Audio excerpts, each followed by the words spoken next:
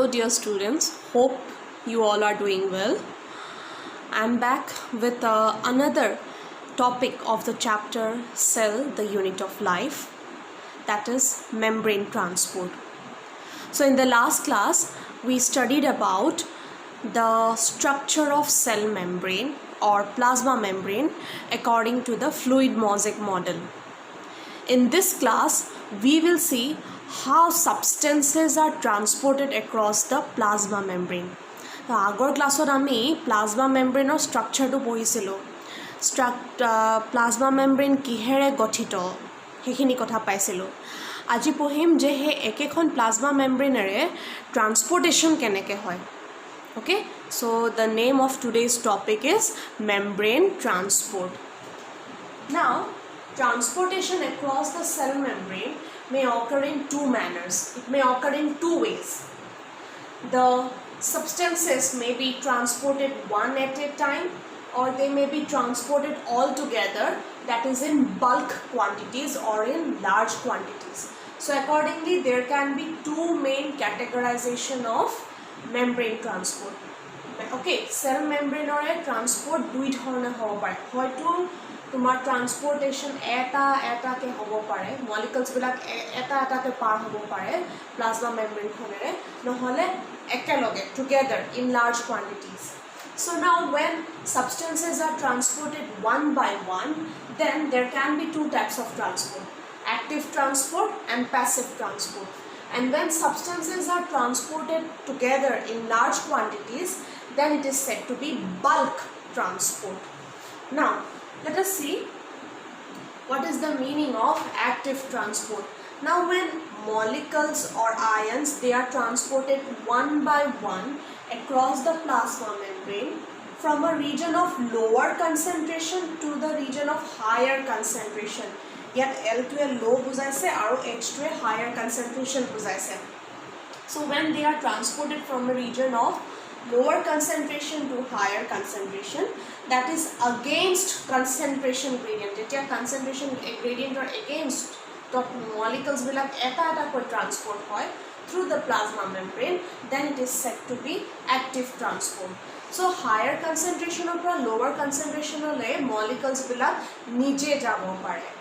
ঠিক আছে, higher concentration এৰিয়াৰ পৰা মলিকুল বিলাক সদায় লোৱাৰ কনসেন্ট্ৰেশনলৈ নিজে যাব পাৰে, আপুনিকে যাব পাৰে।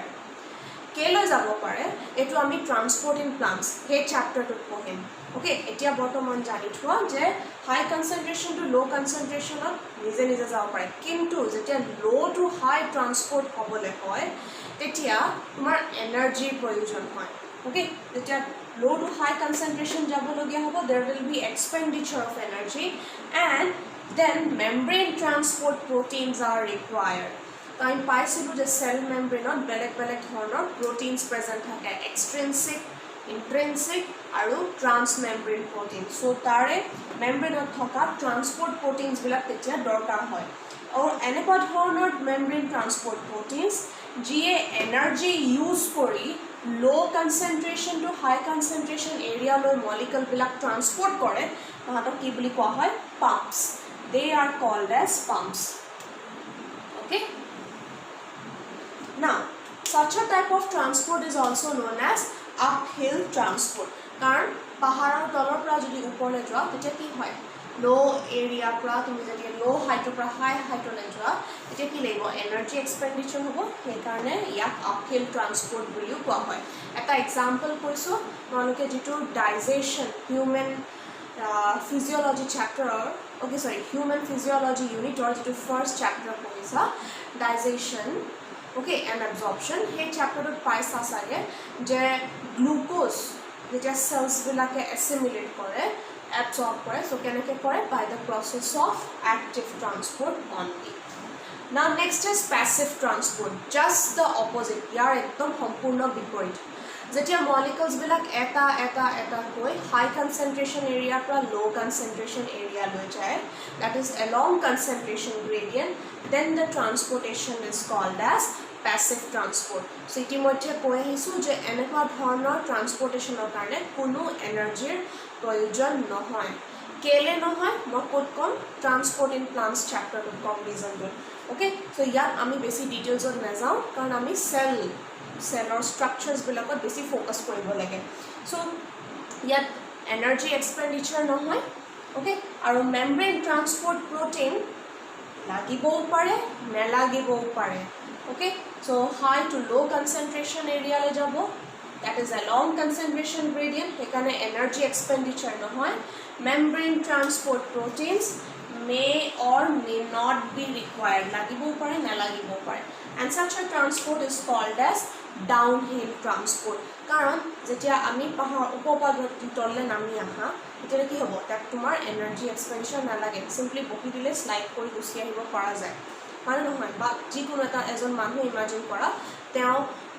পিকত প্ৰেজেণ্ট আছে আৰু ফুটহিল লৈ এটা তোমাৰ যিকোনো এটা বক্স এটা পঠিয়াই দিব লাগে চ' বক্সটো চিম্পলি ঠেলা মাৰিলে বক্সটো শ্লাইড কৰি ফুটহিললৈ আহি যাব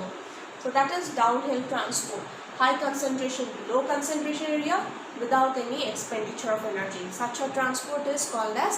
passive transport. Now, passive transport can be of three types. Tinta type of hobo pare. Diffusion, facilitated diffusion, aru osmosis. Okay, bhal dore huna. Diffusion, facilitated diffusion, aru osmosis ki bostu. These are three types of passive transport.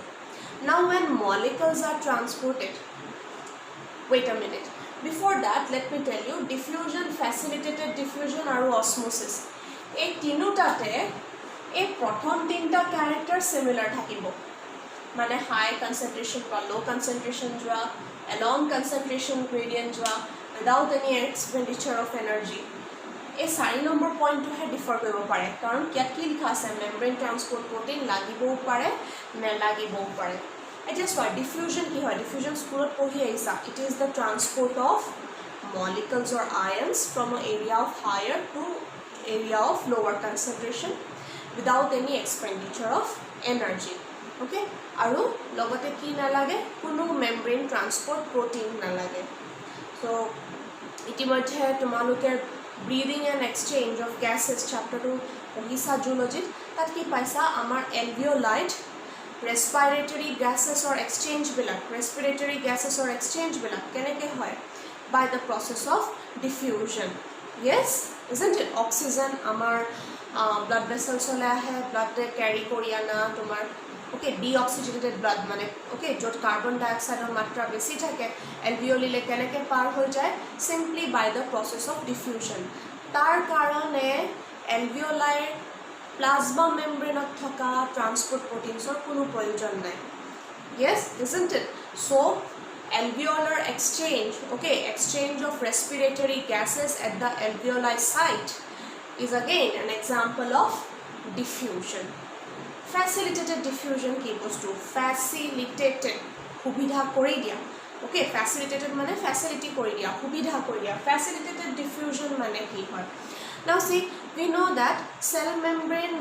is made up of lipids mainly isn't it mainly lipid bilayer bonwa okay picture to morale anilo mainly it is made up of lipid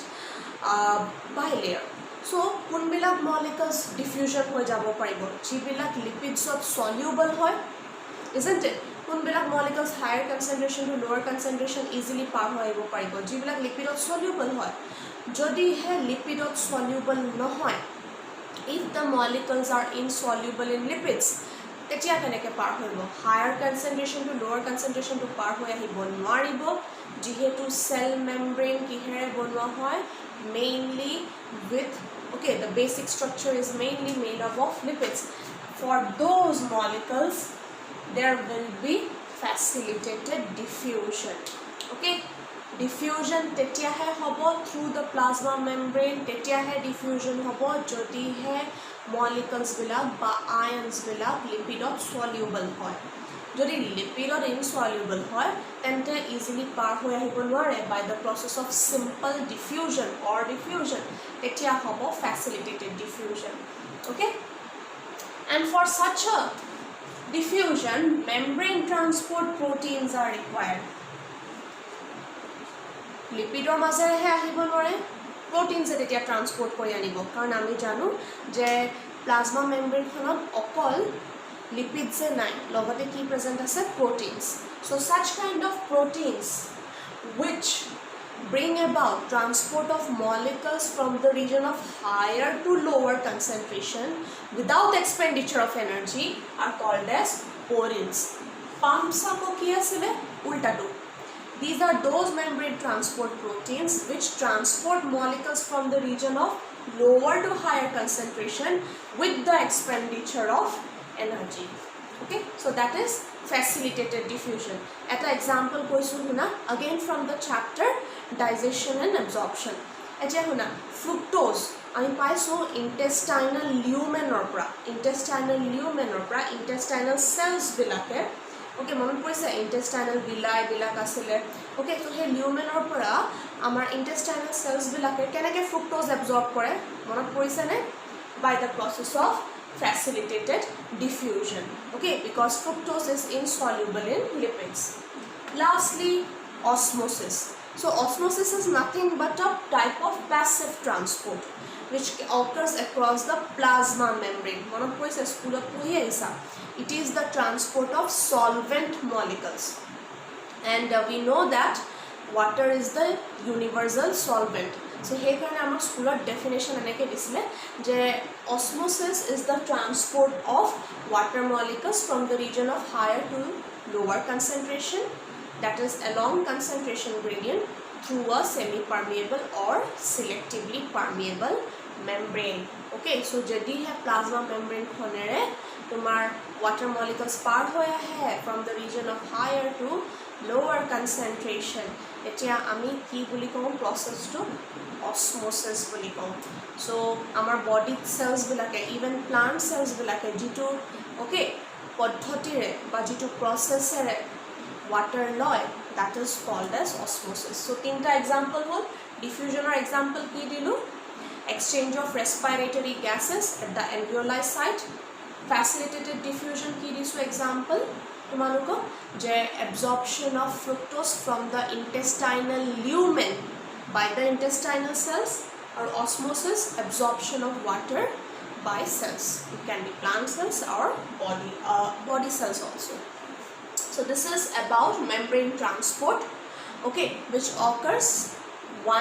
for molecules or ions which are transported one at a time that is active transport or passive transport ki pohilu eto video aru ami passive transporter